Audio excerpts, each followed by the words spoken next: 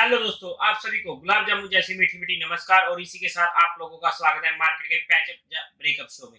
अगर हम फ्राइडे के दिन मार्केट की बात करते हैं तो इंडेक्स ने या फिर लार्ज कैप स्टॉक्स ने जो मजे दिलाए हैं ना, बस सभी को मजे आ गए होंगे। मार्केट ने ऐसा बूम पटाखा किया। हमारी वीडियो में बात हुई थी जो थर्सडे नाइट को आई थी कि एक दो दिन की मार्केट के चक्कर में हमें टेंशन नहीं लेनी होती। एक दो दिन मार्केट टूट जाते हैं तो हम बेरिश हो जाते हैं।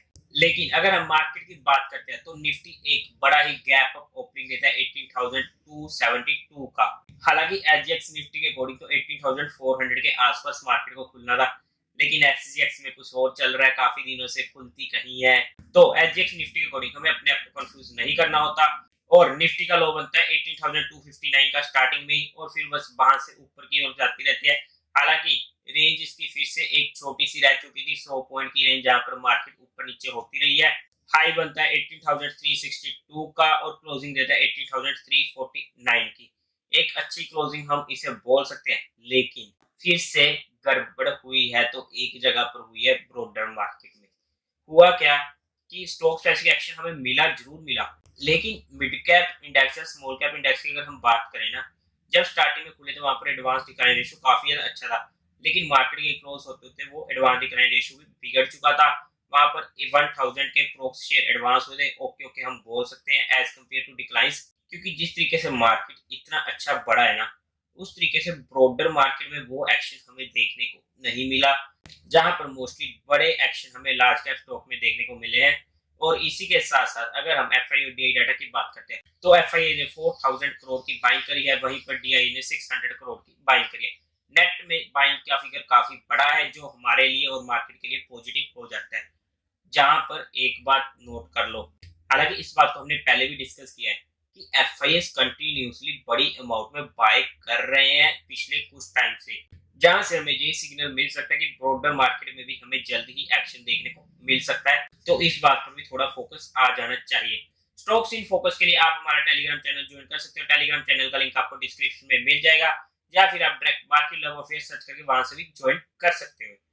अगर मैं कीस्टोन आईपीओ के फाइनल डिसीजन की बात करूं तो देखो, अगर डिफेंसिव होकर हम बात करें कि हमें तो लॉस चाहिए ही नहीं किसी भी हालत में, हालांकि कंफर्मेशन तो कभी भी नहीं होती। अगर हम रिस्क रिवार्ड रेशो के फेवर में भी बात करते हैं तो हम इस आईपीओ को इजीली अवॉइड कर सकते हैं। लेकिन अगर हमारा माइंडसेट है कि हम तो थोड़ा एग्रेसिव है कि हम 10% तक का लॉस भी झेल सकते हैं कि अगर बाय चांस डिस्काउंट में खुलता है, तो उस कंडीशन पे भी इस आईपीओ के मैं फाइनल सब्सक्रिप्शन स्टेटस के बेस पर ही फाइनल डिसीजन बनाऊंगा। उसके लिए आप हमारा टेलीग्राम चैनल ज्वाइन कर सकते हो, जहां पर मैं आप लोगों को बता दूंगा। But being and defensive easily हम इस आईपीओ को अवॉइड कर सकते हैं। अगर मैं बात करूं तो -10% से 20% तक के हमें जहां पर लिस्टिंग गेन देखने को मिल सकते हैं, क्योंकि जीएमपी में भी इसमें काफी ज्यादा इजाफा हो चुका है। बिकॉज जहां पर दिक्कत इतनी सी आई है कि इसकी वैल्यूएशन में जो हमसे काफी ज्यादा डिमांड की जा रही है, जो हमारे रिस्क रिवार्ड रेशियो के फेवर में नहीं है। और इसी के साथ साथ अगर हम मार्केट की बात करते हैं, सबसे पहले तो मार्केट आ चुकी है कंफर्म अप ट्रेंड में। हमें फॉलो थ्रू डे जिसकी हमें कमी लग रही थी कि मार्केट में कब आएगा फॉलो थ्रू डे, फाइनली वो आ चुका है। फ्राइडे के दिन मार्केट ने भी अच्छा परफॉर्म किया 1.25% से ऊपर का, और वहां पर हमें वॉल्यूम्स भी पिछले दिन के वॉल्यूम से ज्यादा देखने को मिले हैं।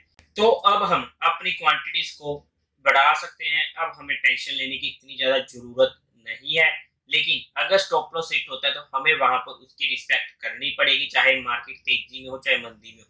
स्टॉप लॉस तो हमेशा ही हमारा होगा ही होगा। एक बात जहां पर सिंपल सी एग्जांपल लेके समझते हैं कि बंदा जितना मर्जी फिट क्यों ना हो, उसे कभी भी मेडिकल इमरजेंसी आ सकती है, भगवान ना करे आए, लेकिन बाय चांस कुछ भी ऐसा हो जाए कि उसको मेडिकल इमरजेंसी की जरूरत पड़ गई, तो क्या हम फिट बंदे का, जो कि पूरा फिट है, हम उसका इंश्योरेंस नहीं करवाते कि इससे को क्या होगा। तो उसी वजह से ये भी एक जो हमारा स्टॉप लॉस है वो भी यहाँ पर एक इंश्योरेंस का ही काम करता है। एनीवे, अगर हम कल के दिन मार्केट के लिए बात करते हैं तो इमीडिएट रेजिस्टेंस हमें मिलेगा 18,500 पर और मेजर रेजिस्टेंस मिलेगा 18,600 पर। अगर हम स्पॉट की बात करते हैं तो इमीडिएट रेजिस्टेंस 18,300 पर मिलने वाला है और मेजर रेजिस्टेंस मिलेगा 18,200 पर। बट नाउ अगर हम नेक्स्ट वीक की बात करते हैं, मतलब कि आने वाले इस वीक में मार्केट कैसी रह सकती है, तो देखो जहां पर भी दो कंडीशन हो रही है कि एक तो लग रहा है कि मार्केट इतनी ऊपर बढ़ चुकी है तो और कितना ही बढ़ जाएगा, जिस तरीके से फ्राइडे की कैंडल है ना, वहां पर शॉर्टर ट्रैप हुए हैं और जल्दी जल्दी उन शॉर्टर्स को मार्केट निकलने नहीं देगी। फिर भी अगर हम बात करें तो 18,600 तक मार्केट इजीली जहां से जा सकती है, लेकिन 100 पॉइंट ऊपर नीचे उसका मैं नहीं कह सकता। और वहां से अगर मार्केट को एक बार रिट्रेस करना हुआ, रिट्रेस का मतलब ये नहीं है कि मार्केट दोबारा से 16,000 तक आ जाएगी, बिल्कुल भी नहीं।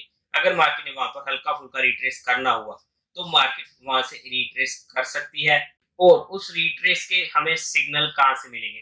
देखो, सबसे पहली बात तो अगर मार्केट बढ़ रही है ना, और वहां पर जैसे कि ब्रॉडर मार्केट में हमें परफॉर्म करने को नहीं मिल रहा, या फिर अगर बाई चांस मार्केट टूट रही है 1% से और ब्रॉडर मार्केट में हमारे स्टॉक्स या index mid cap small cap के टूट रहे हैं 2-3% से, मतलब कि कंपेयरिंग अगर हम दोनों इंडेक्सेस को कर लेंगे, अगर हमें वहां पर ज्यादा परेशानी देखने को मिली तो वहां पर हमें रिट्रेसमेंट के चांसेस बड़े लग सकते हैं। जहां तक मार्केट चाहे तो 70,900 इज द फर्स्ट लेवल जहां तक मार्केट रिट्रेस कर सकती है।